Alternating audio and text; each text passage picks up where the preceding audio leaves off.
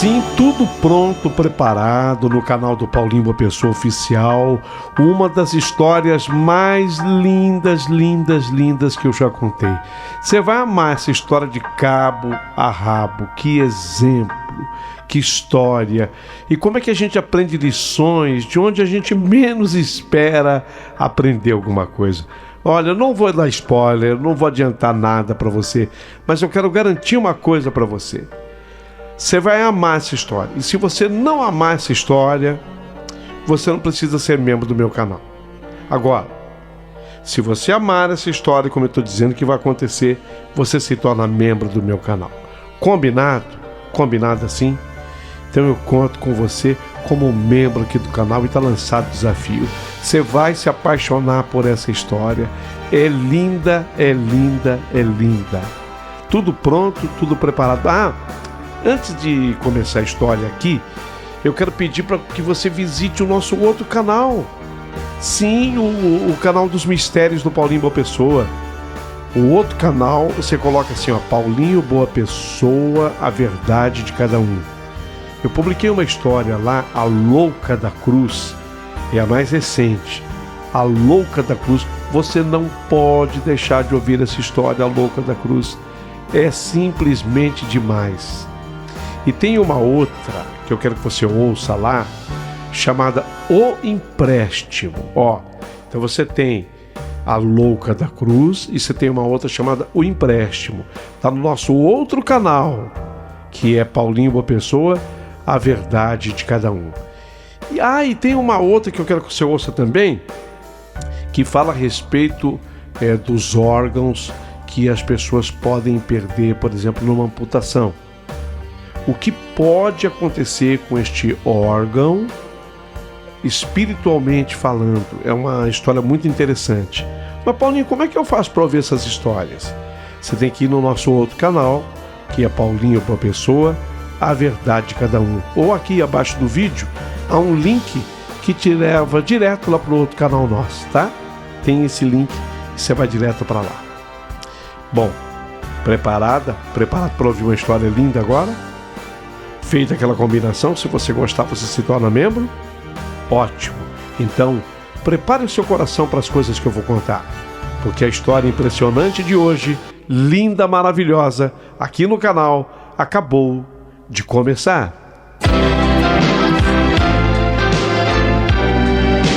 Rádio Emoção,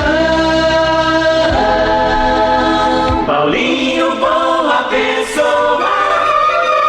A verdade de cada um.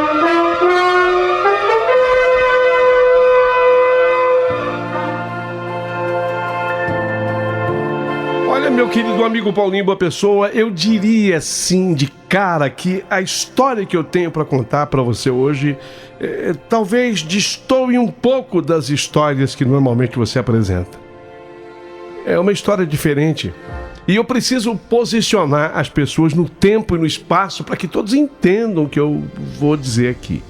Meu nome é José Luiz. E durante muito tempo na minha vida, eu fui carcereiro de presídio. Aliás, eu trabalhei num grande presídio do interior de São Paulo. Foi num grande presídio. Ali, inclusive, para que você tenha uma ideia, eu acabei me aposentando. Mas como é que eu quero posicionar as pessoas no tempo e no espaço? Estou falando do começo ainda dos anos 70, era 1973. É a partir daí que eu vou narrar os fatos. E nessa época nós estávamos em plena ditadura militar. E não havia o benefício para o preso sair. Essa saidinha famosa de hoje não existia naquele começo dos anos 70. Na verdade, isso é uma lei que só irá beneficiar os presos a partir de 84, quer dizer, viria 11 anos depois. A partir, sim, de 84 é que veio a lei em que o preso pudesse deixar o presídio a depender do seu comportamento na época do Natal, na Páscoa, enfim, Dia das Mães, Dia dos Pais, essas datas específicas e especiais. Mas em 73 não tinha isso. E havia uma outra coisa em 73. E foi a partir ali de 1964. O assalto a banco, ele era considerado crime contra a nação, era lei de segurança nacional. Então não havia perdão para quem assaltasse banco. Era um dos crimes assim hediondos da época, considerado, especialmente por quem mandava no país, um crime hediondo, assalto a banco. Tenho que colocar tudo isso para vocês entenderem como é que eu me relacionava com aquele preso de nome Regis. Eu, José Luiz, e o Rejão. Ele ganhou esse apelido exatamente pela altura dele, ele era um sujeito grande. Rejão, ele acabou sendo preso e havia lá entre os seus crimes a tal da Lei da Segurança Nacional por assalto a banco. E o Rejão, ele fez uma grande amizade comigo. Dentro do presídio, lógico, a gente acabava fazendo amizade com os presos, o que é muito natural entre carcereiro e preso, especialmente naqueles anos. E nessa oportunidade o Rejão então me dizia: Zé Luiz, eu sou inocente. Eu sei que muita gente que está ouvindo vai dizer assim, mas todo preso diz que é inocente. Não é verdade, viu, Paulinho? Eu estou dizendo pelos anos de experiência que eu tive como carcereiro. Muitos dizem sim serem inocentes e nem são. Mas o preso mesmo, quando ele tem culpa, ele fala, tô pagando, aí dá o número do crime, etc. E não fica batendo no peito que ele é inocente. Mas o Rejão, olha, eu sinceramente, eu acreditava na inocência dele. Porque o que aconteceu foi o seguinte com o Rejão. Ele era muito amigo de um dos cabeças de uma quadrilha especializada em assalto a banco. Ele era muito amigo, muito ligado. E esse amigo frequentava a casa do Rejão.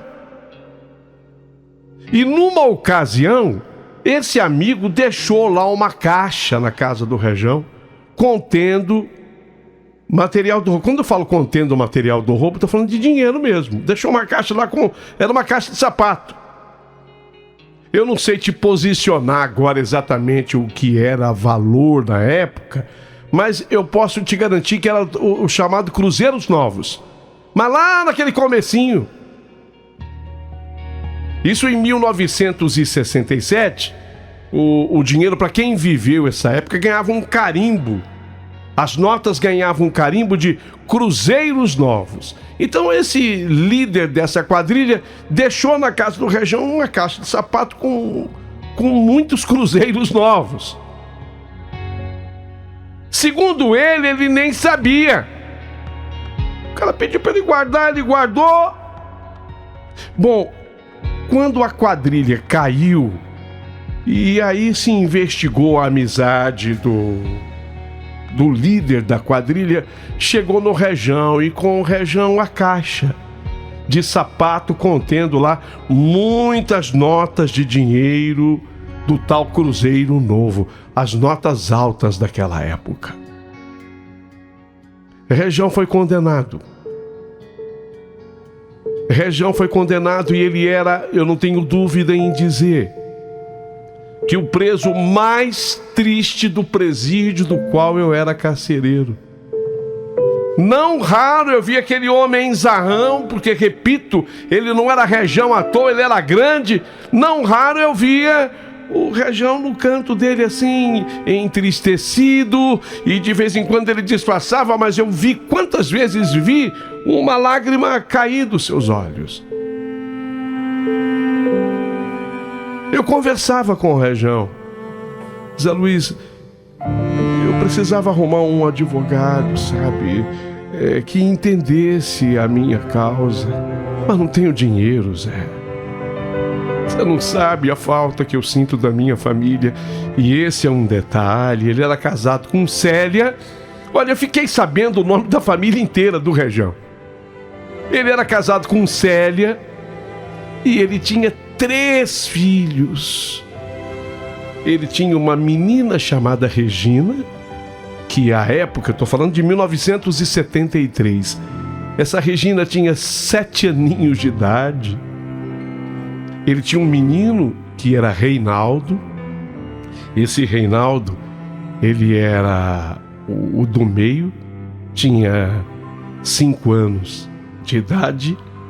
E ele tinha o Roberto, era tudo com R. Então ele era Regis, a Regina, a Regininha, filha dele, tinha o Reinaldo e o Roberto. O Roberto era um caçulinha que estava apenas com 2 anos. E ele preso. E ele chorava porque ele dizia: puxa, meus filhos estão precisando de mim, Zé.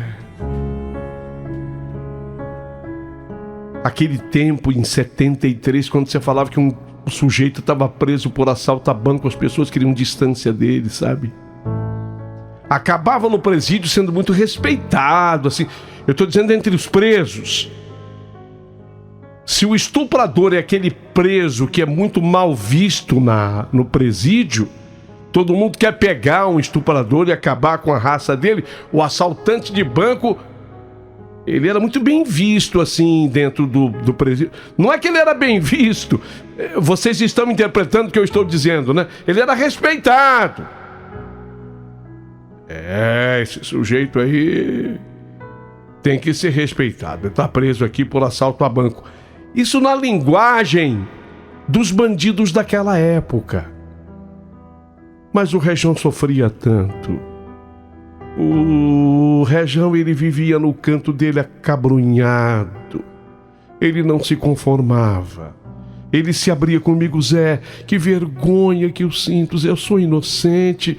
Eu nunca estive num banco para assaltar absolutamente nada e nem ninguém. Aí ele dizia para mim: sim, muito amigo do fulano, eu prefiro não citar os nomes, tá? Muito amigo do fulano, muito amigo do Beltrano. O fulano frequentava a minha casa, o fulano deixou na minha casa a caixa de sapato com muitas notas de cruzeiros novos. Mas eu sou inocente. Mas quem sou eu na fila do pão? Eu era apenas o carcereiro. Eu não tinha nenhum tipo de autoridade. Eu apenas estava ali para servir, para atender a meu trabalho. Eu era o carcereiro, era meu trabalho, eu atendia todos os presos. Mas o Rejão era especial, porque eu estava convencido da inocência dele. Só que eu não podia fazer nada por ele. Eu não tinha uma voz ativa. Bom, eu sequer podia participar do processo dele. O que eu ia dizer? Olha, eu sou senhor juiz meritíssimo, eu sou o carcereiro lá do presídio e eu tenho escutado falar, o Rejão diz pra mim, pra todo mundo, que ele é inocente. O juiz ia rir da minha cara. Porque, repito, se entendia que todos os presos diziam a mesma coisa. Eu já desmenti, não é bem assim. Não é bem assim. Era uma tristeza. 1973. Ele já estava preso há mais de 2 anos. 73, não havia benefício. Aquele Natal foi o meu plantão. O meu plantão no presídio. Eu ia trabalhar a semana inteira do Natal, inclusive no dia de Natal, véspera e dia. E depois eu teria folga para a entrada do Ano Novo, que seria o ano de 1974. E na manhã de Natal,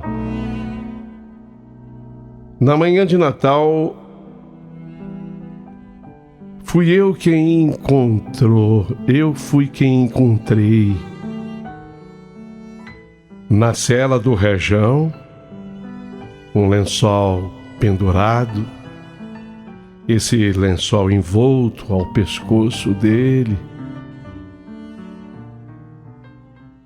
e o Rejão enforcado.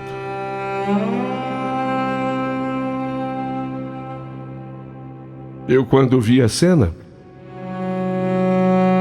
sentia aquele baque, porque a gente não se habitua com esse tipo de tragédia e nem deve se habituar. Senti aquele baque no meu coração, aquela tristeza de ver o Rejão naquela situação.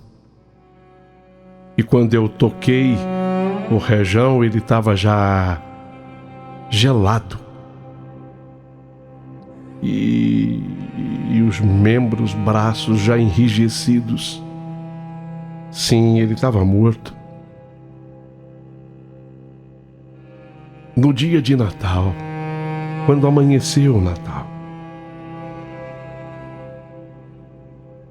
eu me escondi um pouquinho das pessoas lá no presídio para eu poder chorar.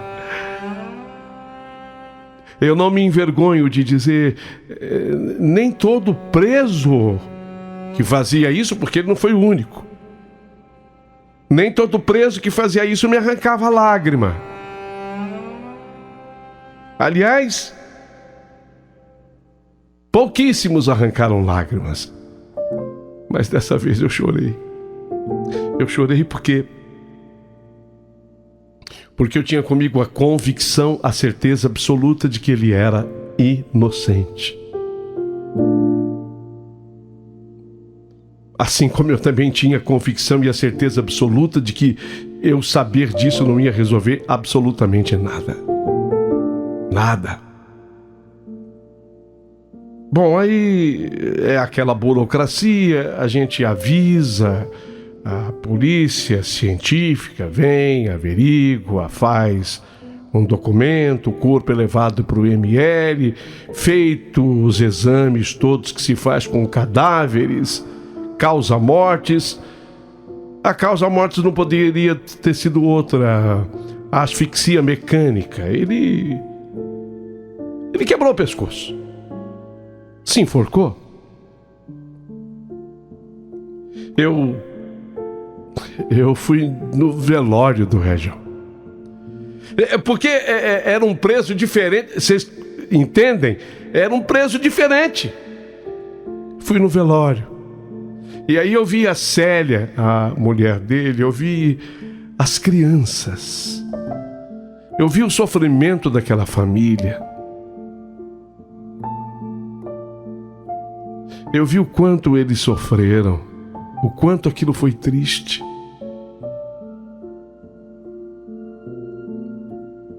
Assim como a esposa sofria a mãe do Rejão, irmãos dele, enfim, essas pessoas todas que faziam parte do convívio dele. E eu fui lá. E eu acabei falando sim para eles que, de fato, o Rejão, ele me falava sempre da inocência dele. Ele foi sepultado. Voltei para o meu trabalho normal. Eu era o responsável. Eu fiquei de arrumar tudo na cela do Rejão, porque a cela virava a casa do preso, né? A cela, ainda mais daquele presídio do interior onde eu estava, aquela era a casinha do preso. Tanto é que Silvio Brito depois vai lançar uma música chamada Casinha. E Casinha, na canção do Silvio Brito, é o retrato de uma cela de presídio. Porque quem fez essa música, quem compôs essa música, a Casinha, era uma pessoa que também estava presa. Então, era comum, às vezes, o preso chamar a cela, naquela época. Hoje, a linguagem é outra, óbvio. Mas naquela época, de Casinha. Então, eu fui mexer na casinha que era do Rejão. E quando eu fui mexer na casinha do Rejão, eu encontrei uma carta. Uma carta escrita por ele. Obviamente que não me pertencia essa carta. A carta havia sido escrita pelo Rejão. Essa carta eu li, porque ela estava uma carta aberta, não era uma carta fechada, era uma carta aberta, assim, os papéis, as folhas, tudo escrito à mão. Ele tinha uma boa letra. Eu li e na medida em que eu li, eu chorei, gente. Chorei mais ainda do que eu já tinha chorado. Depois eu levei essa carta junto com as coisas do Rejão para Dona Célia, a esposa dele, a mulher dele. E pedi para ela, na época, para eu copiar essa carta. Ela me olhou assim, admirada, mas eu disse para ela: eu quero copiar para guardar como lembrança e para eu mostrar para determinadas pessoas o que ele escreveu. Ela me autorizou. E é exatamente essa carta do Rejão que eu trago hoje como sendo a minha história. Era preciso eu contar essa parte introdutória para vocês entenderem o texto do Rejão, o que ele escreveu. Porque nesse presídio em que eu era carcereiro no interior, do lado de fora do presídio, às vezes, você ouvia o som da vida acontecendo na cidade. Não era aquele presídio hoje de segurança máxima, que você tem a cadeia, as celas aqui, aquele muro imenso, depois mais quilômetros, aí é que vem a vida da cidade. Não. Era a cela, o muro e a calçada. A calçada de transeuntes, normal. Isso tudo tem que ser explicado para vocês entenderem o texto. E a partir de agora, essa carta, Paulinho Boa Pessoa, escrita pelo Rejão, em 1973, naquele Natal, que eu gostaria que você apresentasse. A carta o Rejão escreveu assim: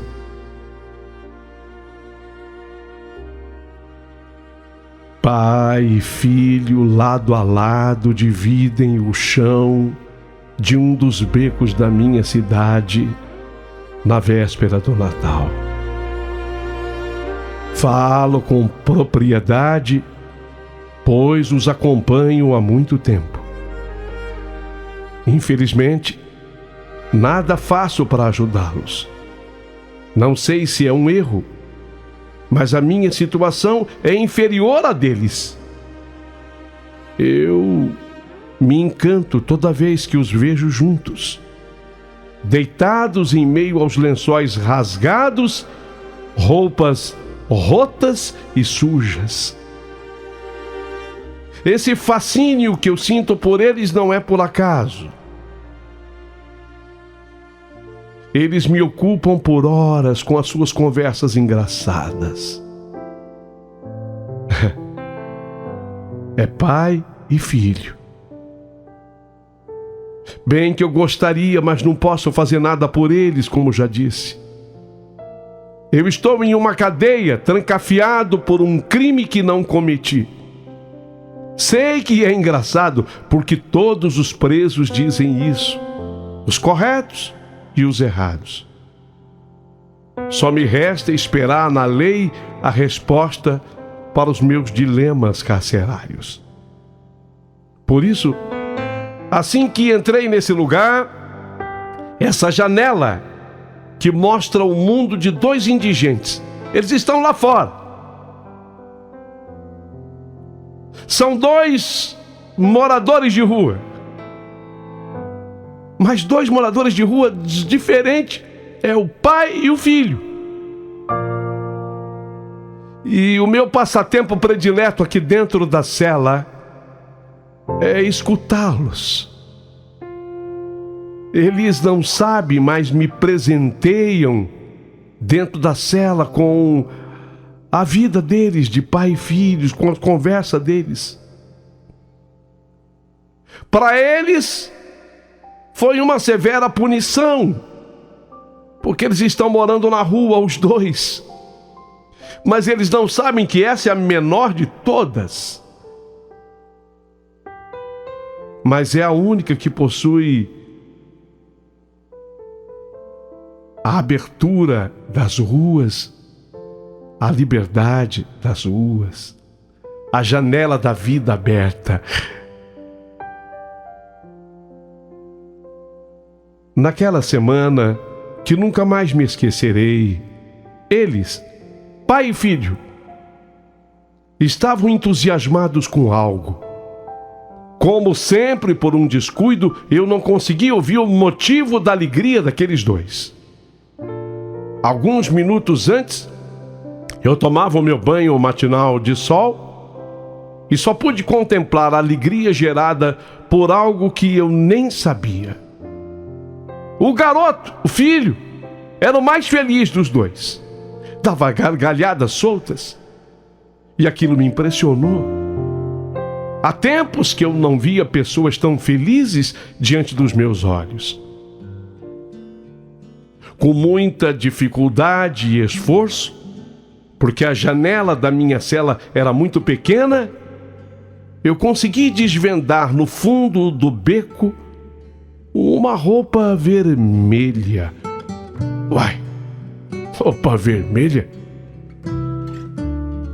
Daqui a pouquinho esses caras vão ser acusados de comunistas. Roupa vermelha? Algo estranho para mim. O garoto, por sua vez, não saía de perto daquele pedaço de pano que lembrava algo familiar. Acima dos dois, alguns metros, eu pressionava o meu rosto na grade da janela para tentar observar mais itens que deixavam os dois tão fascinados e vibrantes. Mas as minhas tentativas foram em vão. Apesar do esforço, a única coisa que eu consegui ver foi um apanhado de latões velhos. O que me restava era ouvi-los e ouvia com toda atenção. Eles falavam sobre o Natal. O Natal. O Natal insistentemente era a conversa deles. Nessa hora nem pareciam indigentes, nem pareciam moradores de rua. O pai, também muito vibrante, erguia o menino e jogava o menino para o ar, e os dois riam muito. Então, sem querer, mesmo preso, eu acabei contagiado pelo riso e eu soltei vagos sorrisos e gargalhadas baixas, temendo ser ouvido pelos dois indigentes ou pelo guarda do meu corredor. Foi assim que aquela noite inesquecível começou. Pai e filho, vibrantes com aquela vestimenta, me impressionavam a cada instante. Após algum tempo, eles disseram que alguém tinha posto uma roupa de Papai Noel, com direito à barba e tudo, naquele lugar. O garoto não cansava de repetir a história para o pai. E só assim eu pude saber do motivo da felicidade dos dois, que tinham descoberto há pouco uma roupa completa de Papai Noel sobre uma das caixas sujas que faziam parte daquele beco. Jogaram fora uma fantasia de Papai Noel, pai! Depois de algum tempo de alegria, os dois tiveram então uma grande ideia. Nesse momento eu já estava sentado na minha cama, dentro da cela, sentado na minha cama. Mas eu pude ouvir com nitidez, porque eles falaram muito alto e de noite, então o som fica mais fácil, a conversa das pessoas lá fora fica mais fácil de ser acompanhada. Então eu pude ouvir com nitidez. Eles pretendiam restaurar os brinquedos que eles tinham encontrado no lixo e distribuir para as crianças da cidade naquela noite natalina. Quando eu escutei isso, eu dei um salto de alegria e vibrei em meu silêncio pelos dois. Meus amigos que nunca conheci, aqueles dois indigentes, aqueles dois moradores de rua, pai e filho, eu não conhecia os dois, mas tiveram uma grande ideia. O garoto seria encarregado pela restauração e o pai seria o Noel daquela cidade por uma noite. Meu Deus do céu, será que vai dar certo? Será que vai dar certo? Como em um conto de fadas, ele teria a oportunidade de ter o título de Papai Noel durante a madrugada. Quando o pai já estava vestido e os brinquedos restaurados, eu não aguentei. Eu me ergui da minha cama para presenciar a cena mágica. E desta vez redobrei os meus esforços para ver aquele homem que estava realizando o sonho do filho. Eu vi o Papai Noel quando meu rosto já doía pelo esforço que eu fiz para enxergar o beco. É difícil descrever o quanto era fantástica a cena. Eu que já estava abrigado naquela cadeia, caminhando para 3 anos já, sem contatos com parentes. Aquilo fez escorrer algo dos meus olhos que já não surgia havia 3 anos. A lágrima. Na cadeia eu aprendi a enganar a dor que vem do coração. Eu tenho certeza que não havia um ser humano mais fascinado que aquele garoto. O garoto tinha o quê? Uns 9, 10 anos. E naquele momento era a primeira vez que o via. Antes só conhecia a voz dele, mas agora eu o via pela primeira vez. Ele estava muito feliz e vibrava com o pai, que agora respondia ao título de Noel.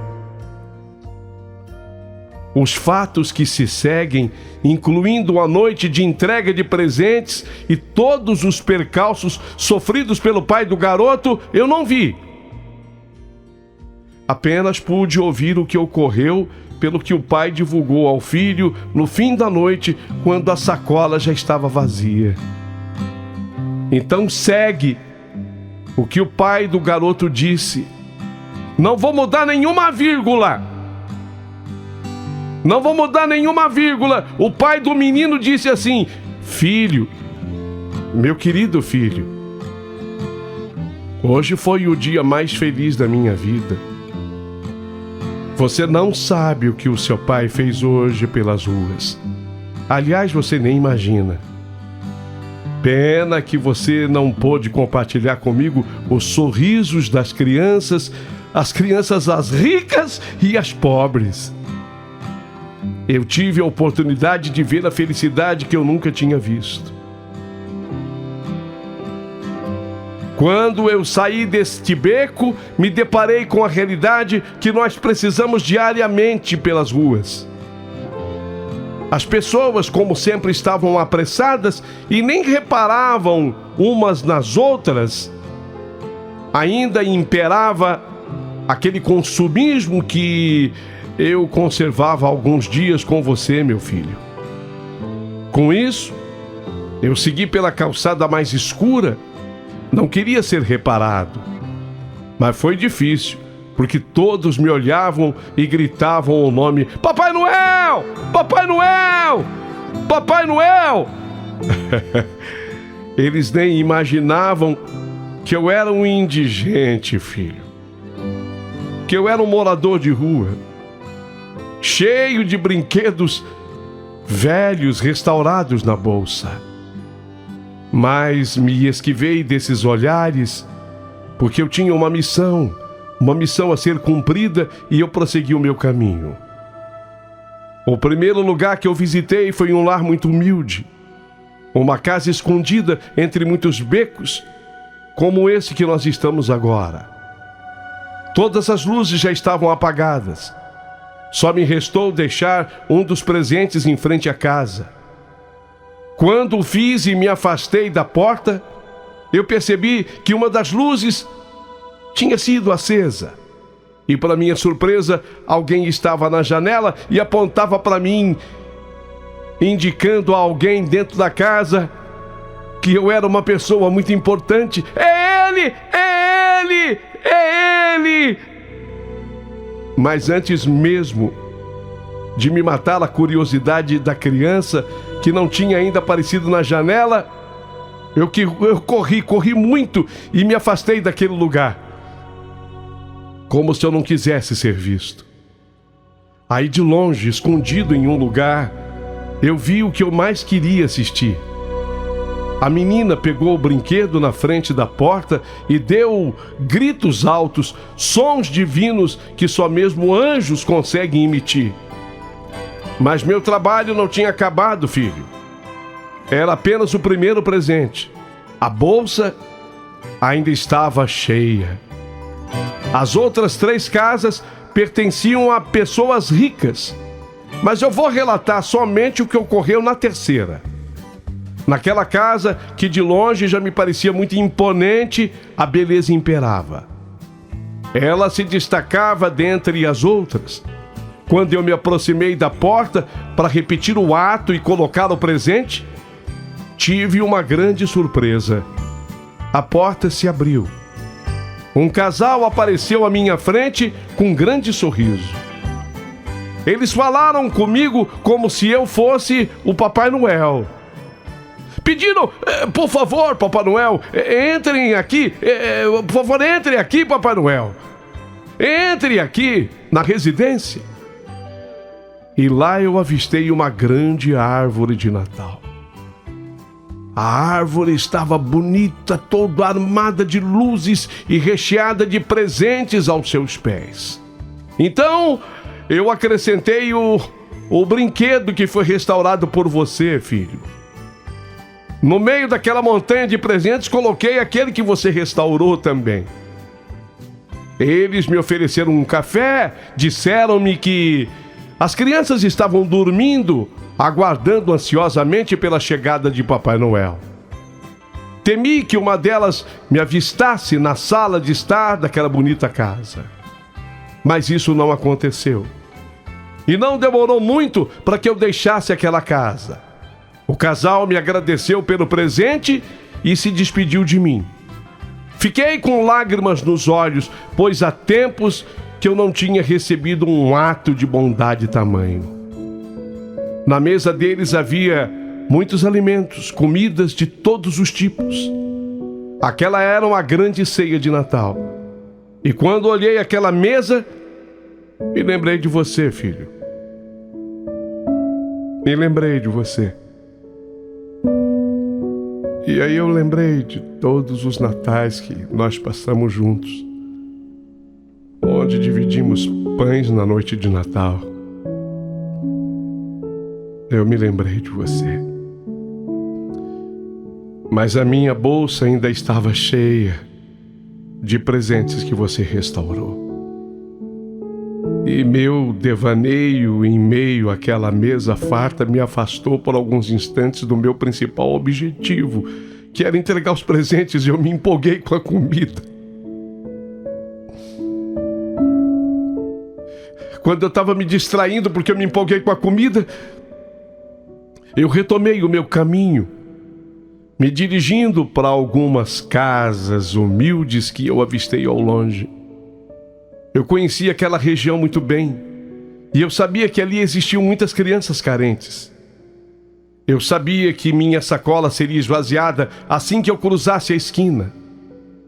Mesmo assim, prossegui. Queria fazer um Natal inesquecível para aquelas crianças. E foi assim que ocorreu. Quando eu cheguei à esquina, ouvi gritos de diversas partes. Meninos e meninas me cercavam de todos os lados. Vi com emoção os olhos dos pais que me observavam das janelas. Fiquei sem fala naquele momento. Só tive forças para abrir a bolsa para elas e emitir o famoso som.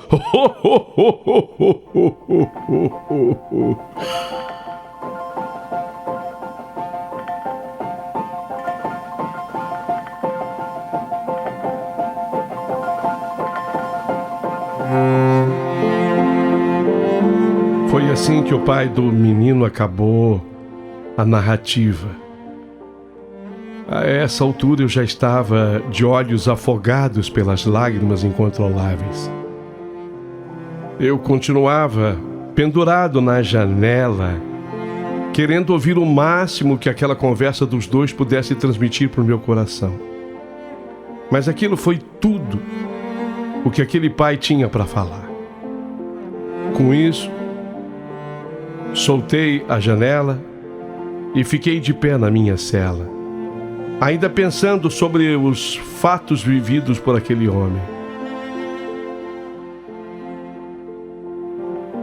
Nos meses seguintes não ouvi mais os dois. Eles não estavam mais naquele lugar. Tinham abandonado o beco ou saído das ruas. Tudo que o pai disse ao garoto foi a última conversa que eu escutei dos dois. E depois eu fui solto. Conseguiram me absolver de algo que eu nunca tinha feito. Um crime inventado, um crime de segurança nacional, assaltante de banco. E como não poderia deixar de ser, meu primeiro ato fora da cadeia foi visitar aquele beco, que foi morada de pai e filho por tanto tempo. Chegando ao local, vi algo fantástico. Havia um grande desenho na parede, e nele estavam os dois abraçados, e acima deles tinha uma janela com o meu rosto, grudado às grades. Chorei de novo feito bobo. Aí eu fui para casa. A Célia estava me esperando. Regininha, Reinaldo e Roberto também. Todos me abraçaram. E eles me disseram: pai, peraí, eu vou buscar um presente que eu ganhei do Papai Noel.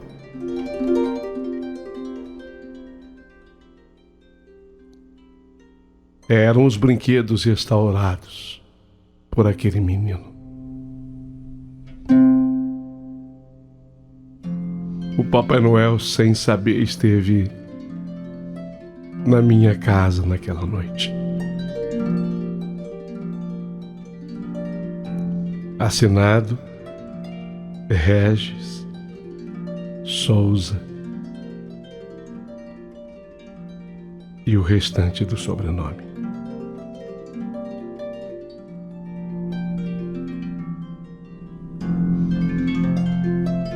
Chorei tanto quando eu encontrei essa carta.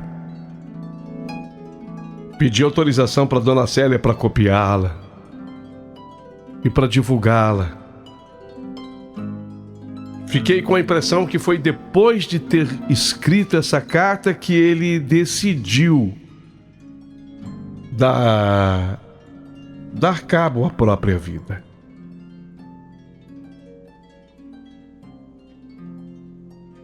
Eu nunca mais esqueci esse fato.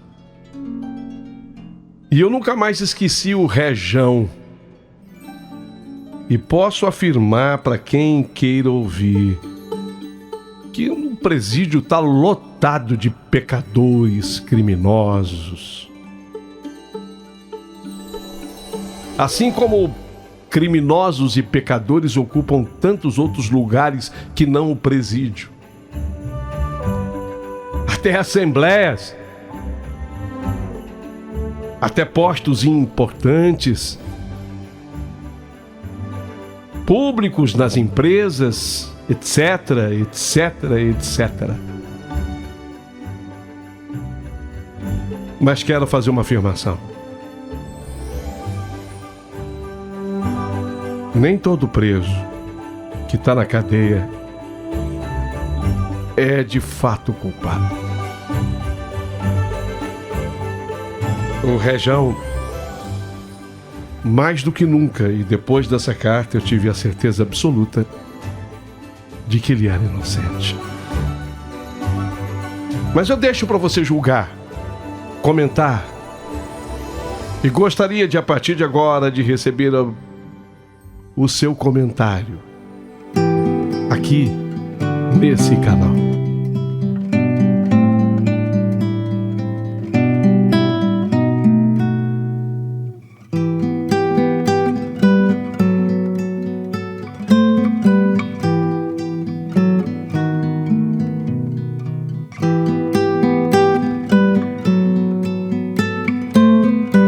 A minha vida é um sonho esquecido, patrimônio já perdido, não sei quando vou achar.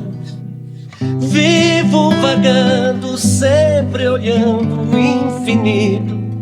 O que existe de bonito são as noites de luar.